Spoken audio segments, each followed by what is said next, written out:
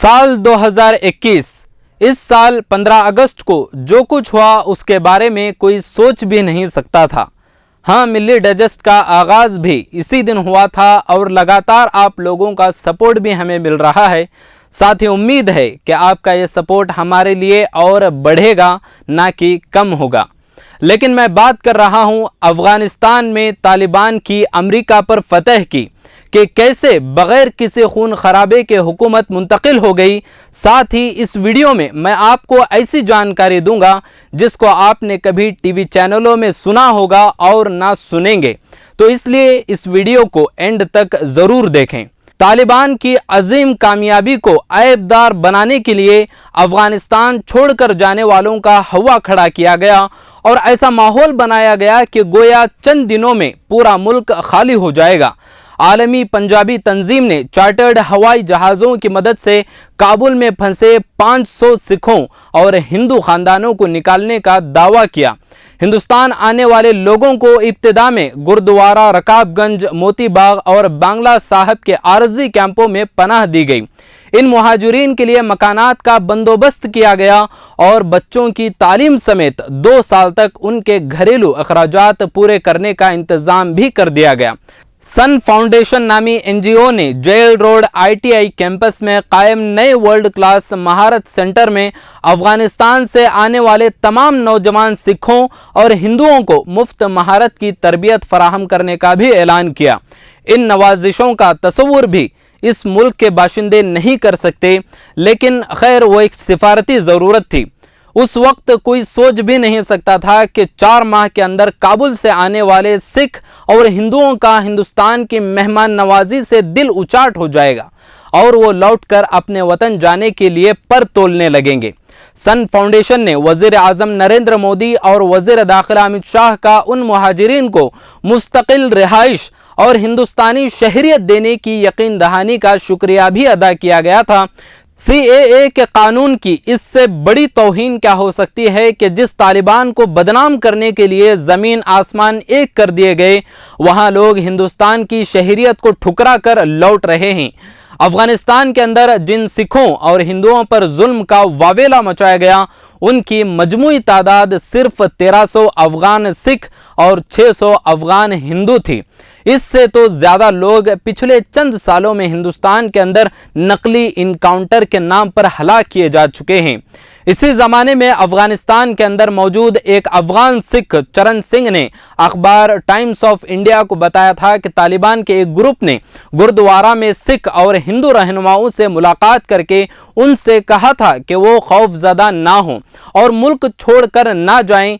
चरण सिंह ने बताया कि तालिबान ने उन्हें अपने टेलीफोन नंबर दिए ताकि वो किसी भी मुश्किल की सूरत में उनसे राबता कर सकें।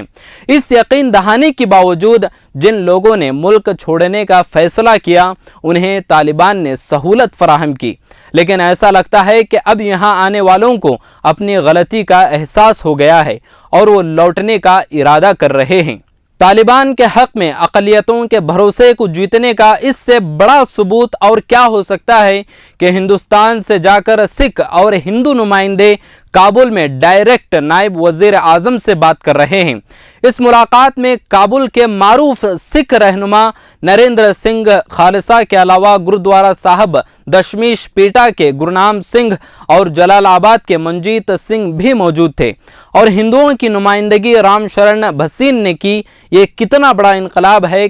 22 अगस्त 2021 को दिल्ली आकर नरेंद्र सिंह खालसा ने रोते हुए कहा था कि हमने इस तरह की सूरत हाल अफगानिस्तान में कभी नहीं देखी जो अब देख रहे हैं।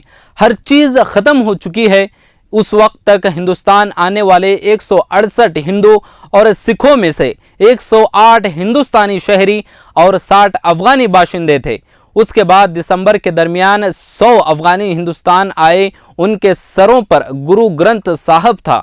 इन तस्वीर की मदद से तालिबान को खूब बदनाम किया गया, मगर सिर्फ 10 दिन के अंदर बाजी ही पलट गई।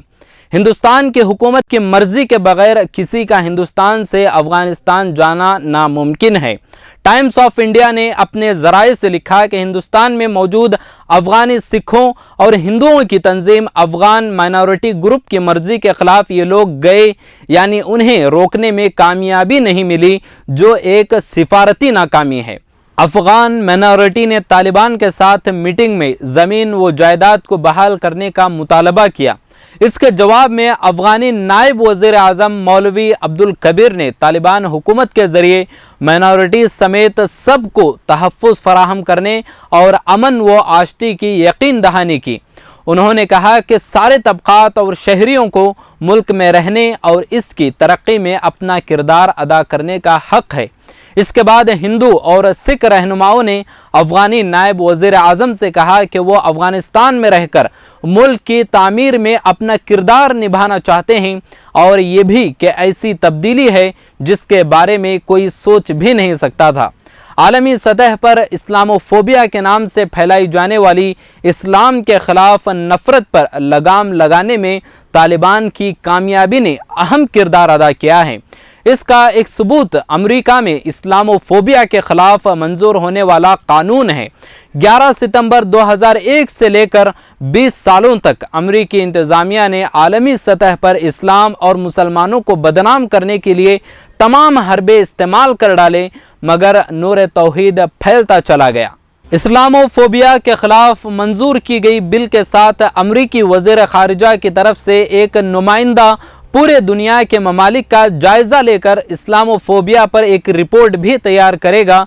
इसका फ़ायदा ये होगा कि इससे पहले अमेरिकी महकमे ख़ारिजा आलमी सतह पर यहूद मुखालिफ वाक़यात को रिपोर्ट करता था और इसमें अक्सर मज़लूम मुसलमानों को जालिम बनाकर पेश किया जाता था।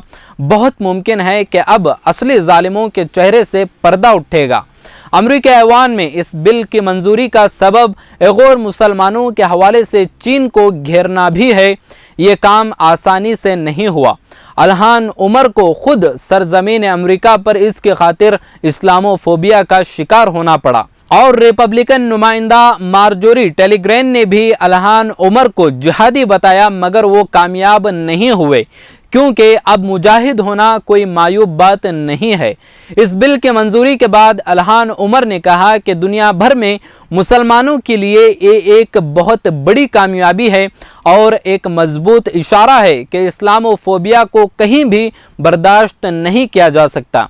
ये बात इज़राइल, चीन, म्यांमार, हिंदुस्तान और अमेरिका पर भी लागू होती है क्योंकि वो भी दुनिया से बाहर नहीं हैं।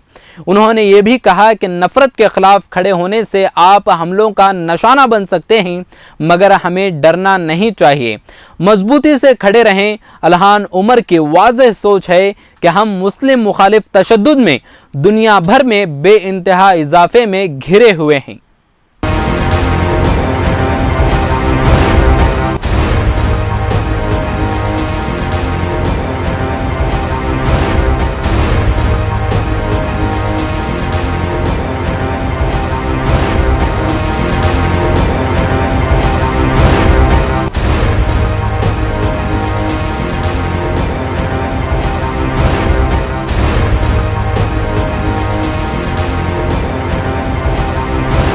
डेली डाइजेस्ट चैनल पर क्लिक करके सब्सक्राइब करें।